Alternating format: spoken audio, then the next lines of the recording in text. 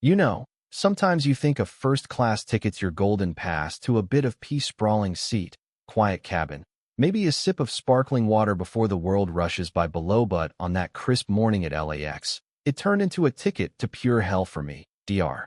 Sofia Ramirez, a pediatric neurosurgeon who'd just pulled a brutal 48-hour shift piecing together fragile little brains. I was headed to Chicago for this big conference on spinal cord innovations in kids, the kind where you swap stories with folks saving lives like it's just another Tuesday. And honestly, after staring at scans all night, that seat in 1A felt like the hug I desperately needed. But nope. Fate, or whatever you call that ugly undercurrent of bias, had other plans, starting with Brenda, the flight attendant with her tight ponytail and that fake smile that screamed, "I own this aisle." I boarded early, priority lane and all, my carry-on gliding behind me like an old friend, and as I settled in, flipping open my journal on neural pathways and toddlers' fascinating stuff. Really, how one tiny connection can change everything. Brenda loomed over me, her shadow cutting across the page like a bad omen. "Ma'am, boarding pass?" she said, all syrupy but with this edge, like she was already doubting my right to breathe that recycled air.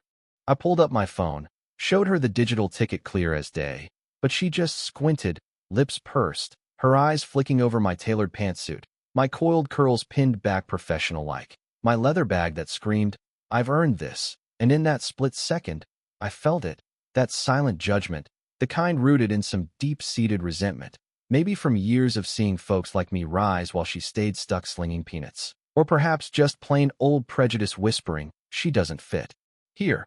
I kept calm, panics not in my toolkit, not when I've held kids' futures in my hands, but inside. A flicker of anger stirred, the kind that says, "Not today, not after all I've fought through." Things escalated quick when this flustered guy in a wrinkled blazer hovered by my row, ticket in hand, same seat. Classic airline glitch. Happens all the time, right? I suggested we flag the gate agent. Easy fix. But Brenda swooped in like a hawk, blocking him, turning to me with this triumphant smirk. "I knew it. Ma'am, your seat's probably back in coach," her words dripping with that assumption, like my presence alone was the error, not their busted system. The guy mumbled something about switching to the window. No big deal, but Brenda dug in. "No, sir.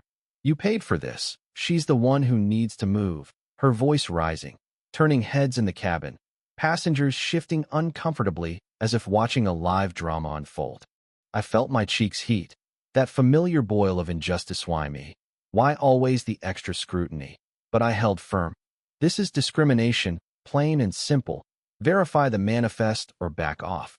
My tone steady, surgeon precise, because in my world, you don't escalate, you de-escalate. But Brenda? She saw defiance as danger. Her power trip, fueled by whatever chip on her shoulder, made her think authority meant bulldozing anyone who didn't match her narrow view of first-class worthy. Before I knew it, she was marching off, muttering about disruptive passengers, and the cabin went tense, whispers buzzing like static. Then the gate agent showed up, flustered, tablet in hand, backing Brenda's twisted tail. She's refusing to cooperate, felt threatened. Threatened? By me reading about brainstems? It was laughable, heartbreaking really, this reframing of a calm black Latina doctor as some volatile risk, all because I wouldn't shrink under her gaze. The inner storm raged, humiliation twisting my gut, memories flashing of med school slights, boardroom dismissals, but I pushed back. Check the double booking. This ends now. Only for Brenda to amp it up. She's hostile, unsafe, her eyes gleaming with that petty victory, like she'd finally asserted her little kingdom. And just like that, the cops were called, 2 officers boarding. Officer Hale leading with his gruff bark, hand on his belt, assuming the worst from the jump, his partner trailing uneasy. Hale didn't ask my side, just loomed.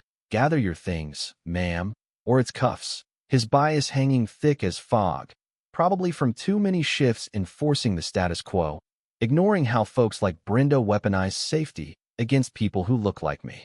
I stood my ground, dignity over drama, but inside, terror gripped.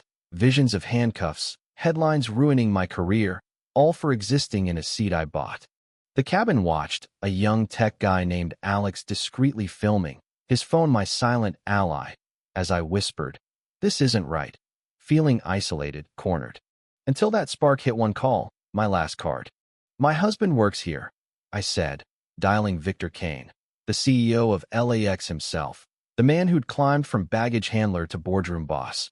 Our love story a quiet rebellion against odds. Brenda snorted, janitor? Baggage guy, her classist jab landing like a dud, while Hale rolled his eyes, make it quick. But as Victor's voice came through, warm, furious, Sophia, I'm coming, the air shifted, doubt creeping into their smug faces. Minutes later, Victor stormed in, suit sharp, presence commanding, his security flanking like shadow. She locked eyes with me first, concern melting his steel exterior. You okay, love? Then turned on them, voice low and lethal.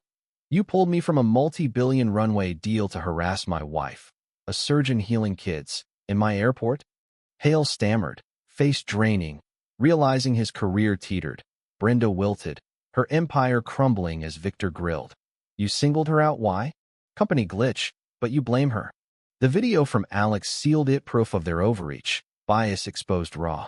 Expulsions flew, Brenda escorted off, sobbing, her badge yanked. Hale demoted to death.